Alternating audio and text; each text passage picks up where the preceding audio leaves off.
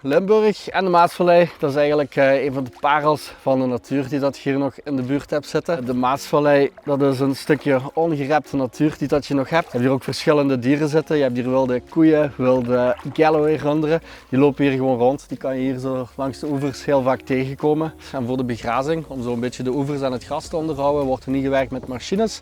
Maar daarvoor hebben ze hier eigenlijk wilde koningspaardjes en Galloway-runderen losgelaten. Dus die diertjes die kunnen vrij doorheen het hele gebied lopen, wandelen, grazen en die horen eigenlijk bij het natuurgebied. En er zitten er redelijk wat. De kans dat je ze tegenkomt op een kajaktrip is heel groot.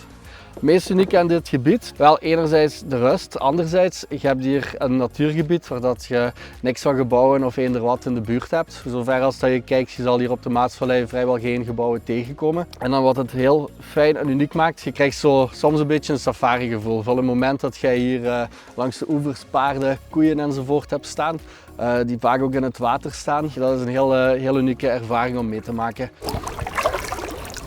Als je denkt aan kajakken, dan denken ze heel veel aan de Belgische Ardennen. Maar tegenwoordig is het daar vrij druk. Als je hier op de Maas komt kajakken, dan ben je in heel veel gevallen bijna alleen op het water. Want dat is eigenlijk ook iets wat we heel vaak horen. We wonen hier zo dichtbij en we wisten niet dat dit in de buurt was. Dat is daarom ook eigenlijk een beetje de verborgen parel van Limburg, om het zo te zeggen. Mensen die overzien het vaak, maar het is eigenlijk gewoon heel kort bij. Hier kan in principe het hele jaar door gekajakt worden. Dat in tegenstelling met bijvoorbeeld Ardennen, waarbij bij laag water er niet gevaren kan worden. Je hebt, hoe laag het water ook staat op dit stuk, ga je altijd voldoende water hebben om te varen.